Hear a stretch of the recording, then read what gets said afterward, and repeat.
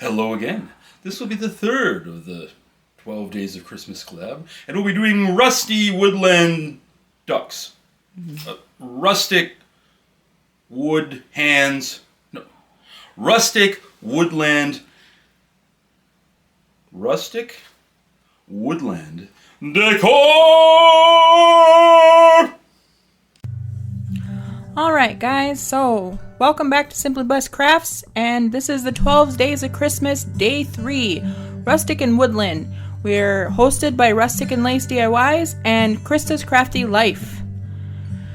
DIY number 1. So I got a few more ornaments for you. So I decided we were going to do some rustic ornaments, and we're going to go for a little bit of a cottagecore style, guys. So I have these wood rounds, and I have these transfers with all these cute little animals on them. This is from their holiday release of this year, their new 2024 holiday release. They have some of the cute little fairies in them and all of the little squirrels, and I mean, you saw all of them already kind of, but anyway, we're gonna kind of play around with some of these rub-on transfers. So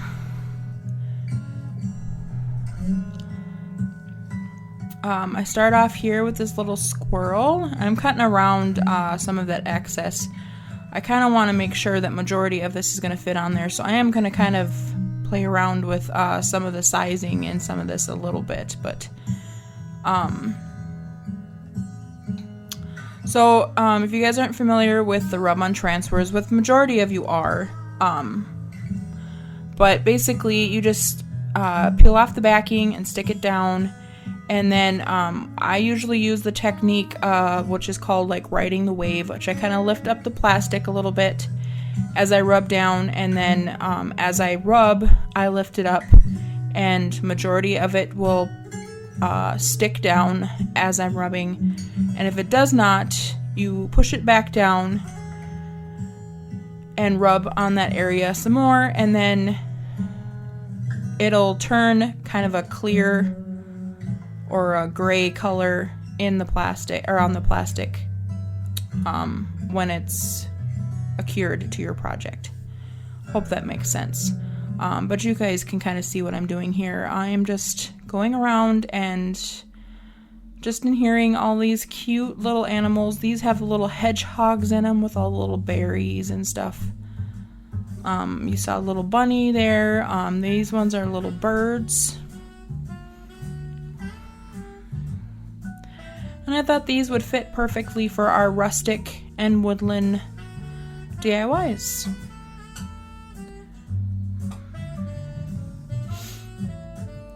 I do end up doing one also with these little fairies. I do grab this one's going to be more, I do have them laying around here because I'm trying to fit them on one of them. I think I try to on this next one. Or maybe I cut that out, but they just don't fit on the wood round, so that's why they're still sitting there.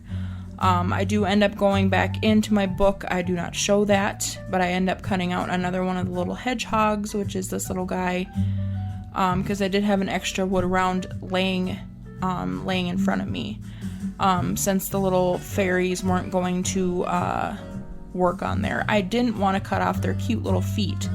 That was the main thing, is that the entire fairy wasn't going to fit on them. So it worked out, though. I did find one that worked. So, but here's kind of a little picture of all of them there. DIY number 2, and this is kind of going, like I said, into our little fairy one. So I did have to do this one in 2-day thing, just so you guys are aware. This is a Dollar General tag. I did get it for $1. I painted it all white, and then I am going in after it is completely dry. You guys, you want to make sure it is completely dry. not tacky, nothing. Because if it's tacky at all, it'll peel up your paint and your transfers will be ruined. So make sure your paint is completely dry. And you should probably even go over it with some kind of, depending on what kind of paint you use. I'm actually using DIY paint, which can be reactivated with water. Granted, these are ornaments, so it shouldn't have to be reactivated with water at all. It's not going to be on a tree, but if you use regular chalk paint, you shouldn't have to worry about that at all. But yes. So anyway, I did put both of these little fairies on here, and since we were going for kind of a woodland cottagecore style, I decided I had some of these that I got from Temu, and I thought maybe we'd add some little mushrooms to this as well. So, but I still wanted it to kind of be a little bit Christmassy, so we kind of went, this one, it's kind of a flowery, but it kind of had like a reddish tint to it, so it kind of looked like it would pull off berries in a way. The only thing is that this one had a little bit of grass in it, but not every place has snow for Christmas, so I guess it does work, but it was still cute.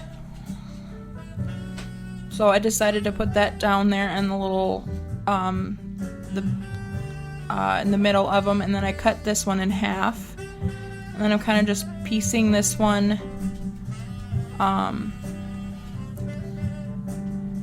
on each side of the cute little fairies to kind of decorate the bottom of this little tag.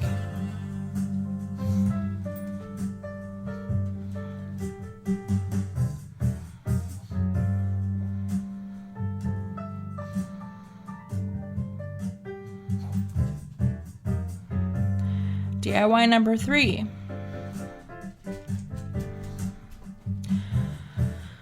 Now, I know that we are going for kind of more of a woodland, rustic idea here, but I kind of thought of maybe doing a little bit of a deer. It can be a reindeer or anything like that, so however you want to look at this. But I cut a brown sock, and I put a little bit of rice down in the bottom just to give him a little weight. You don't have to use rice. You can use poly beads or however you want to do it. It is going to be kind of a gnome style, you guys. There is some people I know that aren't a big fan of gnomes. But this is usually how I do my gnome bodies.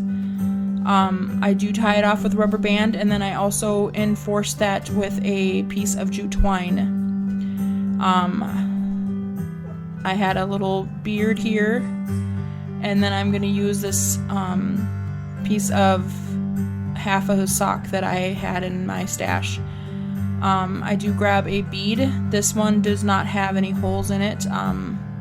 I believe I got these from Hobby Lobby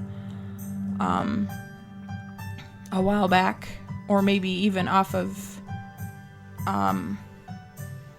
Amazon or something, but I painted it black since we're going to go for woodland. We are not going for any like real spectacular Christmassy, so we're not going for Rudolph here.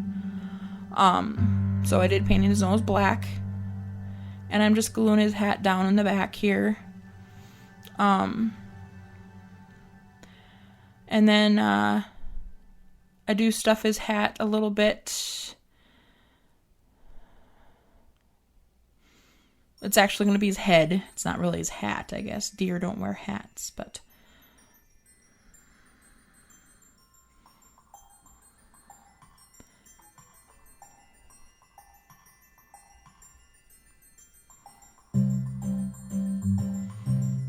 I do enforce this again with rubber bands to kind of tie it off.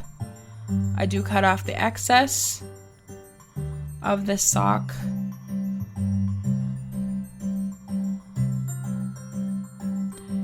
And then I do enforce that again with a little bit of jute twine. And I am actually tying this off into a little bit of a bow to kind of finish it off and give it a little bit more of a rustic look. Here comes our antlers. These are actually resin. I was trying to figure out how to cut them off. I do not actually show it because I was trying to figure out how to do it. But it's basically what I ended up doing is I grabbed my pliers that I had in my room, or my craft room, and I just basically snipped and like broke them. I did end up breaking one of the antlers off, but I just glued that back on there. And right here, I am just going to basically hot glue it right down to our little deer head here. I am going to kind of just pinch a little bit more of the sock and fluff to the antler here to kind of give more of a stability. It was kind of top heavy a little bit because of it being more resin. So I just pinched a little bit more of the sock around a little bit higher up, if that makes any sense. I'm just kind of pinching a little bit more up towards the body of the antler. And there you go, guys. Final reveal.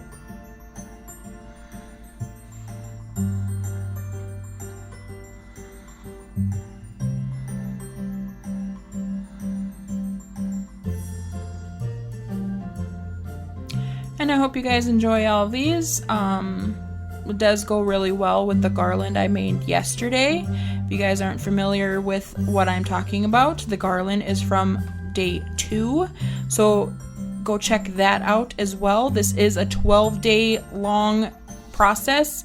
We're doing 12 days of Christmas, so it is a playlist, and it is going on for a whole 12 days. So definitely go check that out.